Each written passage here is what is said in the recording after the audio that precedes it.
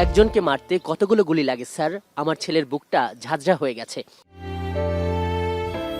July August গণ আন্দোলনের শহীদ তাইমের পুলিশের উপপরিদর্শক বাবার ঊর্ধ্বতন কর্মকর্তাকে করাই ফোনালাপ কাঁদিয়েছিল দেশবাসীকে। বৃহস্পতিবার এই ঘটনা সহ জুলাই আগস্টে মানবতা বিরোধী অপরাধের মামলায় হাজির করা হয় পুলিশের সহকারী কমিশনার তানজিল আহমেদ ও যাত্রাবাড়ি থানার সাবেক ওসি আবুল হাসানকে।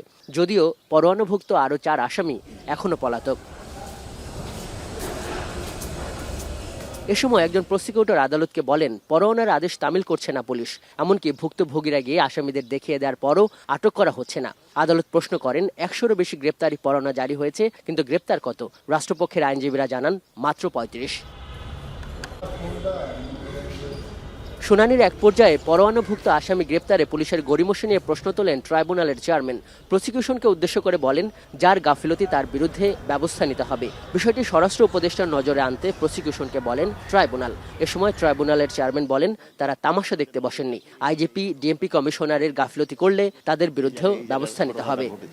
ঘটনাটা যখন বলবো তখন আপনাদের কাছে এটা ট্রাইব্যুনাল ক্ষোভ ঝাড়লেও গণমাধ্যমের সামনে এসে মুখে কুলুপ আটেন প্রসিকিউটররা। ইনভেস্টিগেশন এর বিষয়ে বা ওয়ারেন্টের বিষয়ে ট্রাইব্যুনাল এবং প্রসিকিউশনে যে কথাবার্তাগুলো হচ্ছে এগুলা ওপেনলি বলার প্রয়োজনীয়তা আছে বলে আমি মনে করি না, এটা বলতে চাচ্ছি না। না, এটাকে অনেকে একটু অসন্তোষ প্রকাশ করেছেন কিনা একটু বললে না, প্রক্রিয়া এক্সিকিউশনের প্রক্রিয়া নিয়ে উনি আলোচনা করেছেন আমাদের সাথে। সন্তুষ্টি অসন্তুষ্টির কোনো বিষয় নাই, কি প্রক্রিয়াই হবে সেটা। এক্সিকিউশনটা অ্যাপ্লাই হচ্ছে না, এটা উনি জানিয়েছেন। হ্যাঁ, তবে এটা ঠিক যে এক্সিকিউশনটা কার্যকর হয় নাই, সেটা যেন হয় দ্রুত, সেই ব্যবস্থা নিতে উনি অনুরোধ আমাদেরকে বলেছেন। বৈষম্য বিরোধী ছাত্র জনতার আন্দোলনে গেল 4 আগস্ট ফার্মগেটে গুলিবিদ্ধ হয়ে শহীদ হন শিক্ষার্থী গোলাম নাফিস। গুলিবিদ্ধ নাফিসকে রিকশায় করে নেওয়ার দৃশ্য দেখেছেন সবাই। এই ঘটনায় এদিন 3 পুলিশ সদস্যের বিরুদ্ধে গ্রেপ্তারি পরোয়ানা জারি করেছে বিশেষ ট্রাইব্যুনাল।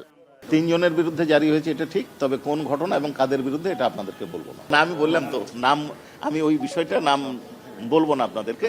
এছাড়া মামলার তদন্তের স্বার্থে তদন্ত সংস্থাকে তল্লাশি, জব্দ, নথি যাচাই করার অনুমতি দিয়েছেন আন্তর্জাতিক অপরাধ ট্রাইব্যুনাল। আজহার লিমন, এখন, ঢাকা।